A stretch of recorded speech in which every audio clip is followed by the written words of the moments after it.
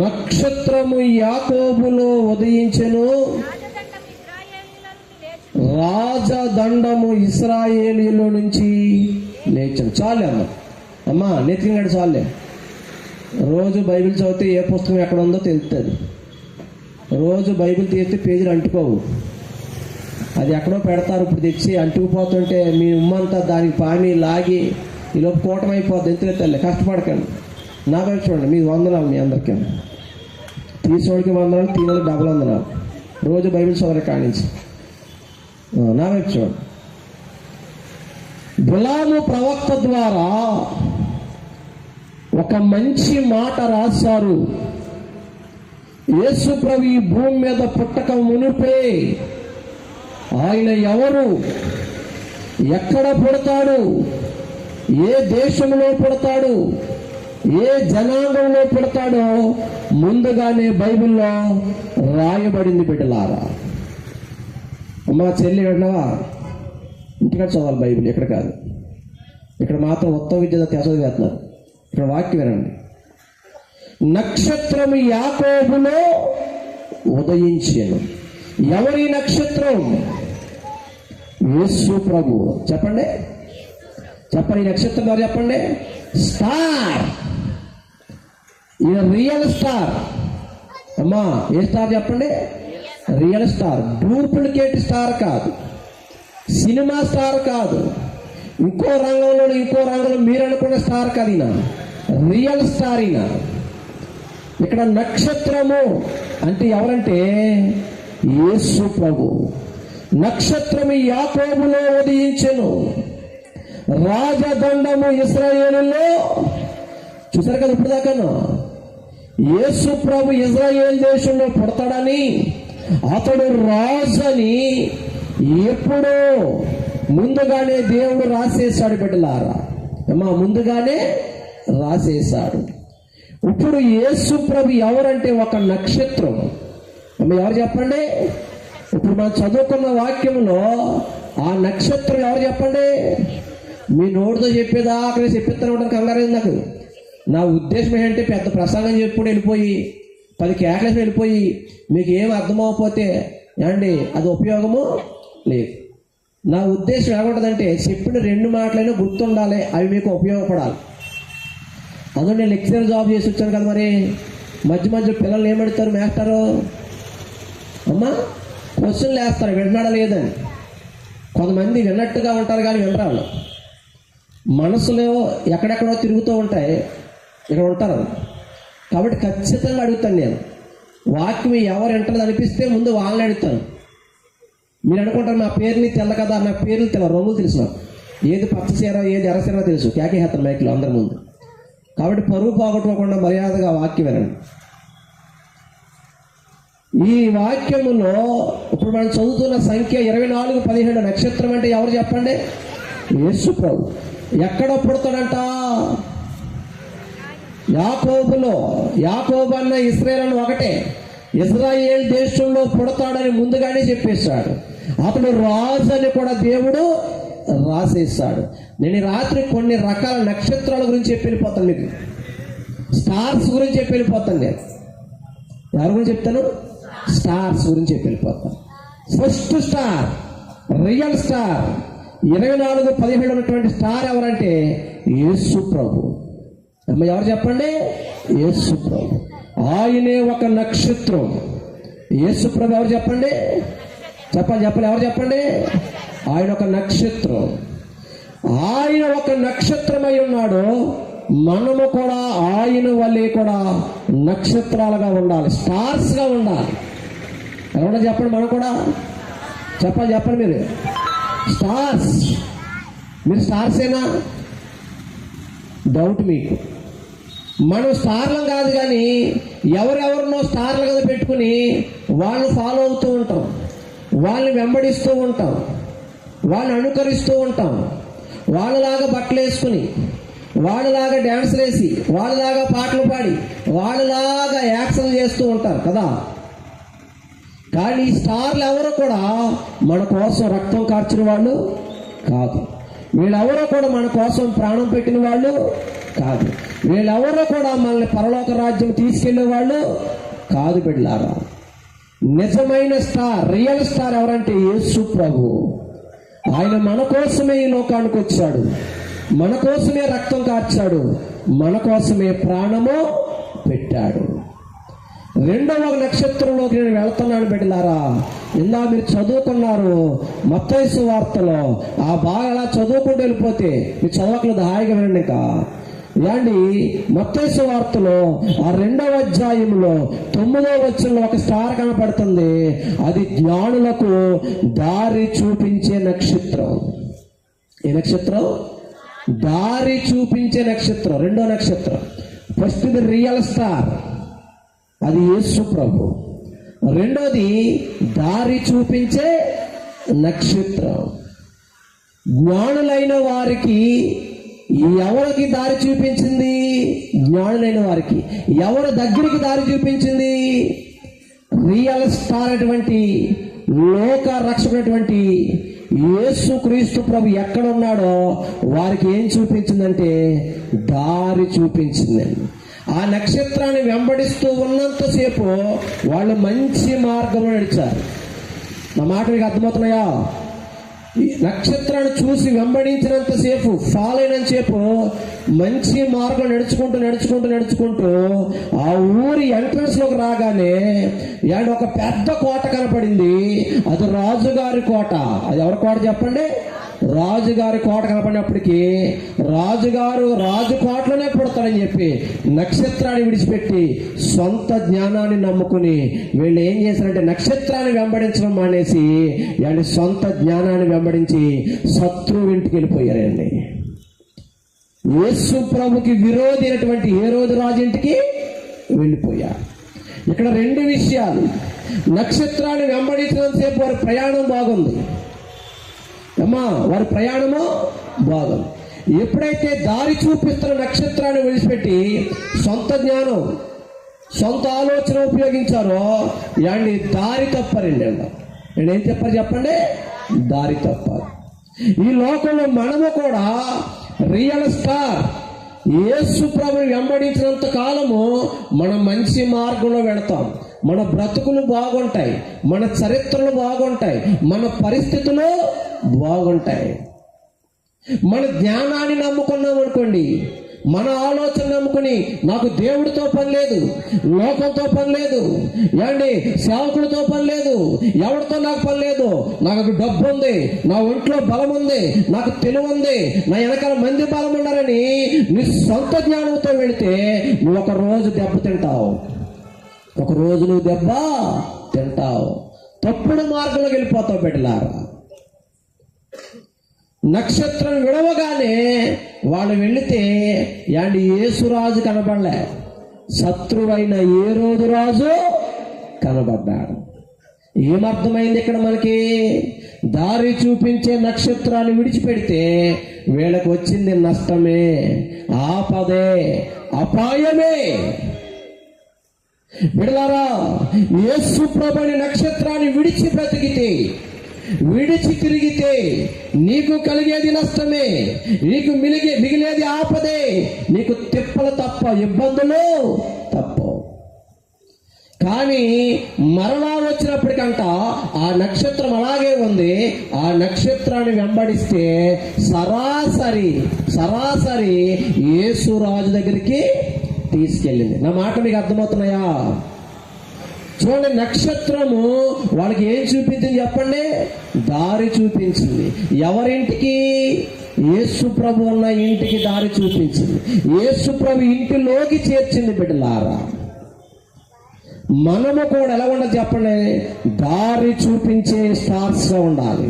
ఈ లోకంలో అనేక మంది దారి తప్పి తిరుగుతున్నారు, అనేక మంది పాడైపోయి తిరుగుతున్నారు.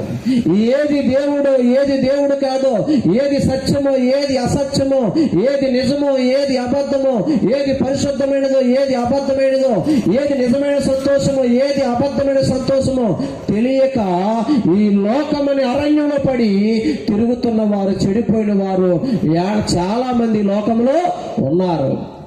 వాళ్ళు తమ సొంత జ్ఞానాన్ని అనుసరించి తమ ఇష్టానుసారంగా నడుచుకుంటూ యేసు ప్రభుని చేరుకోలేకపోతున్నారండి. చెప్పండి, ఎవరికి చేరుకోలేకపోతున్నారు? యేసు ప్రభుని చేరుకోలేకపోతున్నారు. ఇప్పుడు వారికి ఎవరు దారి చూపించాలి? వారికి ఎవరు దారి చూపించాలి? దారి చూపించే నక్షత్రాలుగా మనముండి అనేక మందికి ఏం చూపించాలి? యేసు ప్రభు దగ్గరికి దారి చూపించాలి. నేను కొంచెం లోతుగా ఒక విషయం చెప్తాను మీకు. ఇక్కడ 2 మాటలు చెప్పి మరలా స్టార్ దగ్గరికి వస్తాను నేను. మార్కు సువార్త 5వ అధ్యాయంలో అవి చదవక దాయిగా వినండి. ఒకడు ఉంటాడు, వాడికి దెయ్యం పట్టేసింది. శానా దెయ్యం పట్టింది. శానా అంటే అనేకం. ఒక ప్రతుల్లో ఏమంటుందంటే 6,000 మంది, మరొక ప్రతుల్లో 4,000 మంది, మరొక చోట 2,000 ఉంటుంది. ఏదేమైనా అతను దెయ్యాలు ఉన్నాయి. అతను ఏమైనా చెప్పండి, దెయ్యాలుండి అతను బ్రతుకు పాడైపోయింది. అతను బ్రతుకు ఏమైపోయింది? పాడైపోయింది. బట్టలు చింపేసుకుంటున్నాడు, సమాధుల్లోకి వెళ్తున్నాడు, ఇంట్లో వాళ్ళందరికీ దుఃఖాన్ని మిగిల్చాడు, తన్ను తాను గాయపరుచుకుంటున్నాడు, సంఖ్యలతో కడితే తుత్తునీలుగా తెంపేసుకుంటున్నాడు.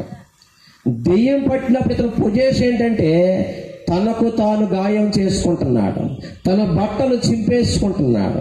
ఈ లోకంలో చాలా మంది ఏం చేస్తారంటే చిరిగిపోయిన బట్టలు వేసుకుంటున్నారు. అంటే వాళ్ళకి ఏం పట్టిందని? మార్కు సువార్త 5వ అధ్యాయంలో ఉన్నవాడంట బట్టలు ఏం చేశాడంట? చింపేసుకుంటాడంటే. కొంతమంది చిరిగిపోయిన బట్టలే కొనుక్కుంటున్నారు. అంటే ఆడికన్నా పెద్దది వీళ్ళకే పట్టేసిందని అర్థం. ఇదివరకు ఇటువంటి పెద్దమ్మలు ఏం చేశారంటే ఎక్కడైనా సిరిగిపోతే ఏదో రంగు కొట్టేసి సిగ్గు కప్పుకునేవారు, గౌరవంగా ఉండేవారు. ఇప్పుడు లేటెస్ట్ ఆంటీలు ఏం చేస్తారంటే చేతుకున్న జబ్బలే తీసేస్తున్నారు. దీనికో దెయ్యం పట్టింది లేదంటారు ఇటువంటి వాళ్ళు. బట్టల గురించి మాట్లాడుతున్నాడు పోకుండా పెట్టారా? మన క్రైస్తవులు అంటే క్రీస్తును కలిగిన వారు, క్రీస్తును ధరించిన వారు. క్రీస్తును కలిగిన వాళ్ళు బట్టలో చింపుకోరు. దెయ్యం పట్టినవాడు బట్టలో చింపుకుంటాడు, చిరిగిపోయిన బట్టలో వేసుకుంటాడు. లేదంటారు ఇటువంటి వాళ్ళు. మన వస్త్రధారణ కూడా జాగ్రత్తగా ఉండాలి. జఫన్యా 1:8 లాస్ట్ 2 వచనాల్లో ఉంటుంది, మీరు అన్య దేశస్తుల వలె వస్త్రాలను ధరించుకుంటే నేను మిమ్మల్ని శిక్షిస్తాను ఉంటుందండి. మన వస్త్రాల్లో కూడా జాగ్రత్తగా ఉండాలి. ఈరోజు మోకాళ్ళ కాడ, తొడల కాడ ఇంకెక్కడెక్కడో చిరిగిపోతున్నాయి. అవునంటారు కాదంటారా? ఇతనికి దెయ్యం పట్టింది కాబట్టి ఉన్న బట్టలు ఏం చేయాలంటే ఏం చేయాలని చెప్పండి? చింపేసుకుంటున్నాడు. తన్ను తాను గాయపరుచుకున్నాడంటండి. వినాలి, తన్ను తాను ఏం చేయమని చెప్పండి? గాయపరుచుకుంటున్నాడు. తనకు తాను నష్టాన్ని కలగజేసుకుంటున్నాడు. కొంతమంది చూడండి, ఈ శరీరముని తెలియకుండానే కొంతమంది తెలిసి కొంతమంది పాడు చేసుకుంటున్నారు. ఈ శరీరంలో లిక్కర్ వేస్తున్నారు, ఈ శరీరంలో డ్రగ్స్ వేస్తున్నారు, ఈ శరీరంలో మత్తు పదార్థాలు తీసుకుంటున్నారు. ఈ శరీరంతో వ్యభిచారం చేసి ఈ దేహం అనే ఆలయాన్ని చాలా మంది పాడు చేసుకుని తమకు తాము నష్టాన్నే కలగజేసుకుంటున్న వారు ఉన్నారా లేరా? అనేక మంది ఉన్నారు బిడ్డలారా.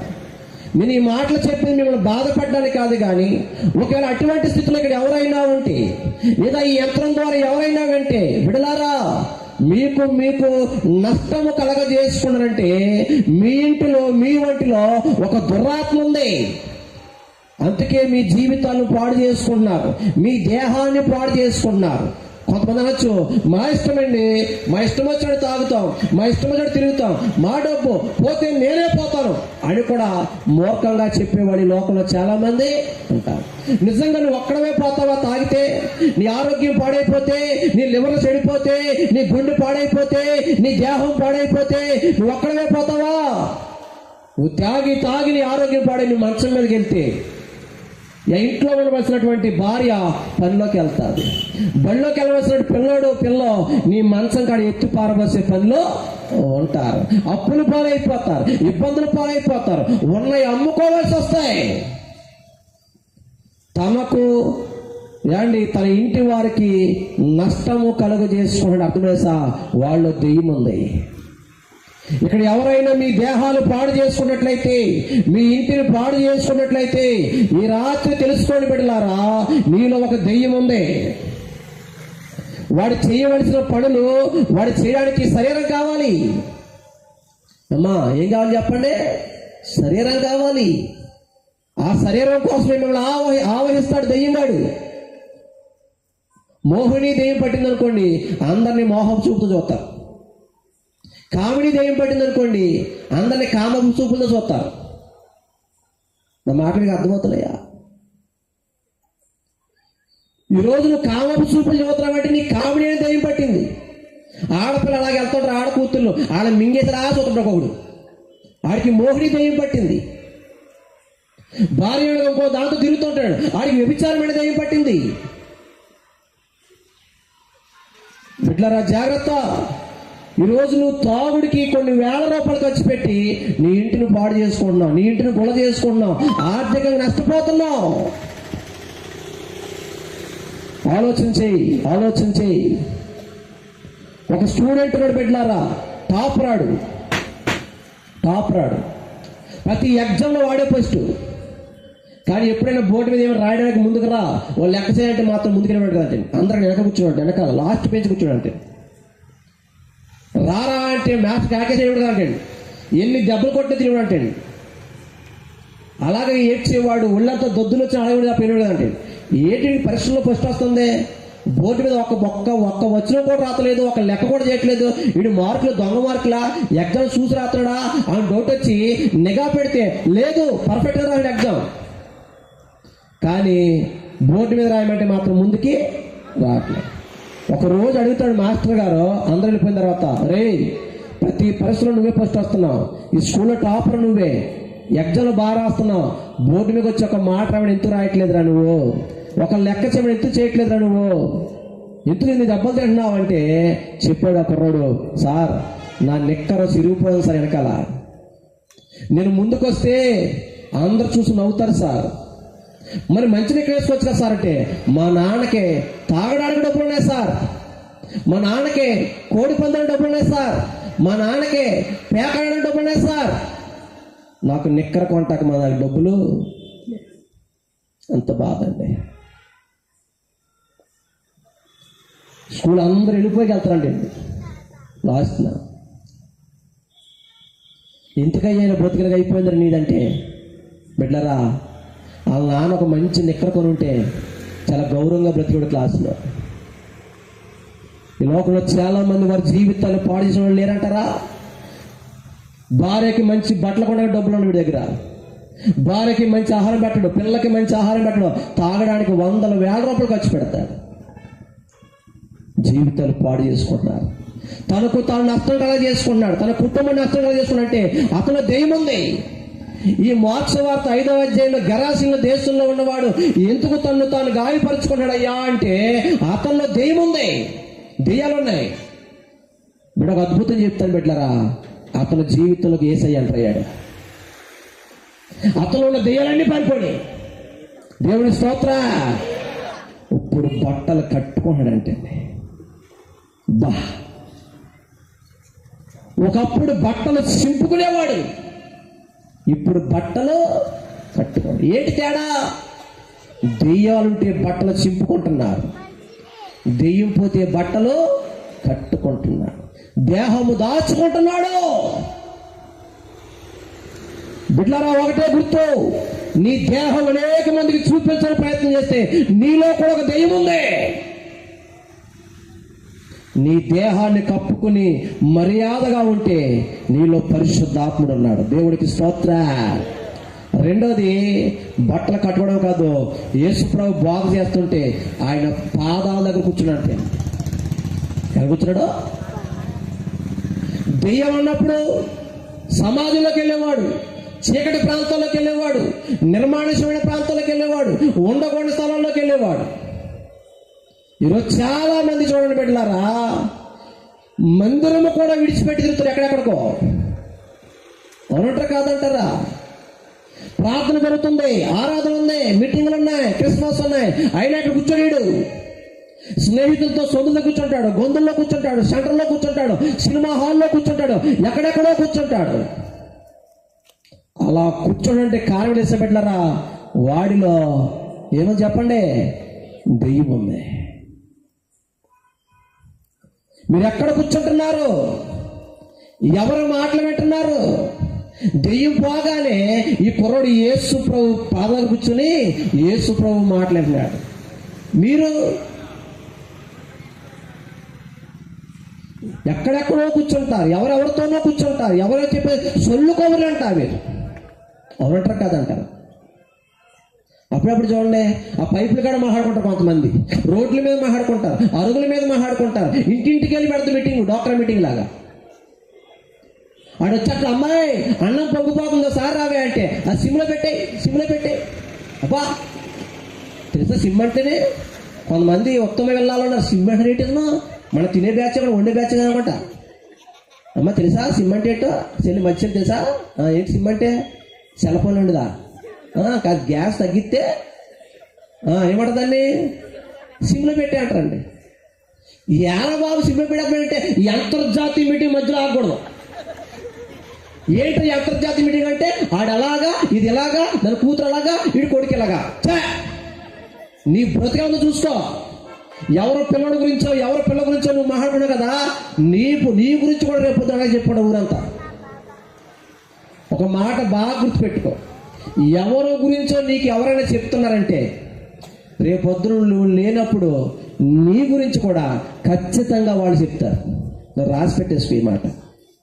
దేవుడికి స్తోత్ర. ఆడు మళ్ళీ వస్తాడు, అమ్మా పొంగిపోతుంది, సిమ్లో పెట్టినా పొంగిపోతుంటే గ్యాస్ కట్టే. సిమ్లో పెట్టమంటుంది, గ్యాస్ కట్టేయమంటుంది తప్ప ఈ అంతర్జాతీయ మీటింగ్ మాత్రం మధ్యలో ముగిసి వెళ్తాడు దేవుడు. లేనటువంటి వాళ్ళు లేరా? బెదరు ఉన్నారా? బెదరు మనసు విడిపోతుందా? ఆయన భార్య బాధితుల్లో ఉన్నాడు పాపం. దేవుని స్తోత్ర, హల్లెలూయా. నా మాట మీకు అర్థమవుతున్నాయా? దెయ్యం పట్టిన వాడు ఏమంటాడో, దెయ్యం పట్టణ వాడు ఏమంటే చెప్తాడు మీకు. ఇప్పుడు యేసు ప్రభు మాటల వెంటగా ఆసక్తి చూపిస్తున్నాడు. మీటింగ్ అయిపోయింది, యేసు ప్రభు వెళ్ళిపోతుంటే అంటాడు, బోధకుడా నన్ను కూడా నీతో కూడా ఉండని అంటాడు. అబ్బా అంటే దెయ్యం పోగానే ఆయనకి ఎవరితో ఉండాలనిపిస్తుంది? చెప్పాలి, యేసు ప్రభుతో ఉండిపోవాలనిపిస్తుంది. నీకేమనిపిస్తుంది? నీకు ఎవరితో ఉండాలనిపిస్తుంది? ఎవరితో అనిపిస్తున్నాడు బాబా? ఆ టీవీగా, ఆ సెల్ ఫోన్తోనే. పాటలేంటి? నేనుండాలేనయ్యా టీవీ లేకుండా, నేను బ్రతుకాలేనయ్యా ఈ ఫోనే లేకుండా. ఇది వాస్తవం, అవును కదా? కానీ పాడేటేంటి? నేను ఉండాలేనయ్యా. ఎంత అబద్ధాలు పాడుతున్నారండి బాబు. మీరేటువంటి వాళ్ళు ఇప్పుడు నిజం చెప్పండి. నేను ఇప్పుడు దాకా ఏండి అసలు ఒక్క సీరియల్ కూడా చూడదామని చేస్తాను ఇక్కడ. రేపొద్దు మీ ఫోటో పేపర్లో వెళ్తాను.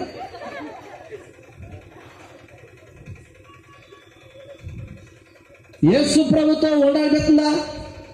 సినిమా 3 గంటలు 2 గంటలు ఉంటుంది కదా, ఒక గంట ప్రార్థన చేసుకుని, ఒక గంట వాక్యం చదువుకుని, ఒక అరగంట వాక్యం చెప్పనిపిస్తుందా నీకు? అబ్బాబ్బాబ్బా, జానికి కలగందే, ఇత్తడి రేకులు, మొగల రేకులు, నీ దీనం కార్తీక దీపం, నీ దీపం మారిపోదు, జాగ్రత్త. లేరా ఇటువంటి వాళ్ళు? మన క్రైస్తవుల్లో ఇటువంటి వాళ్ళు ఉన్నారండి. ఓ చోట మీటింగ్ వెళ్ళాను నేను. ఏంటంటే బాబు ఇంకా జనం లేదంటే ఆయన అంటాడు, కంగారు పడకుండా వచ్చేస్తాడు. ఎప్పుడు వస్తారంటే వచ్చేస్తాడు. మొత్తం ఏదో తేడా ఉందని అడిగాను నేను పాస్టర్ గారు. ఏంటంటే కార్తీక దీపం అవగానే వచ్చేస్తాడు. ఎంత కోట పెట్టి, ఎంత ఆర్కెస్ట్రా పెట్టి, ఎంత లైటింగ్ పెట్టి, ఎంత మీటింగ్ జరుగుతుంటే అంట వాళ్ళు రారు. ఎప్పుడు వస్తారు? నీ దీపం మారిపోద్ది, జాగ్రత్త. నా మాటలు అమాయకంగా ఉన్నాయేమో కానీ చాలా లోతైన విషయాలు. దెయ్యం నీలో ఉంటే నీకు సినిమాయే చూడాలనిపిస్తుంది, సీరియల్లే చూడాలనిపిస్తూ ఉంటుంది. దేవుడి ఆత్మ నీలో ఉంటే యేసు ప్రభుతో ఉండాలనిపిస్తుంది, యేసు ప్రభుతో ఉండిపోవాలనిపిస్తుంది, ఆయన మాటలు వినాలనిపిస్తూ ఉంటారు. దేవునికి స్తోత్ర, హల్లెలూయా. తర్వాత మాట చెప్తున్నాను. యేసు అన్నాడు, వద్దులే నాతో వద్దు, నీ వెళ్ళి నీ జరిగిన కార్యాలు నీ ఇంటి వారికి చెప్పరా భయాడండి. ఇంటికెళ్ళి చదువుకోండి, మార్చి 5వ అధ్యాయం ఉంటాయి ఈ మాటలన్నీ. తన ఇంటి వారికి చెప్పమని దేవుడు చెప్తే మనోడు దెక్కపోలి వెళ్ళి మొత్తం అందరూ చెప్పేశాడు. దెక అంటే 10, పోలి పట్టణాలు, 10 పట్టణాలు షేక్ చేశాడు. ఒక దెయ్యం పట్టణోడే సువార్థకుడు అయిపోయాడండి. అనేక మందికి 10 పట్టణాల్లోకి యేసు ప్రభు దగ్గరికి దారి చూపించాడు. దేవుడికి స్తోత్ర. దారి చూపించే నక్షత్రం అంటే ఇది. నా మాట మీకు అర్థమైనయా?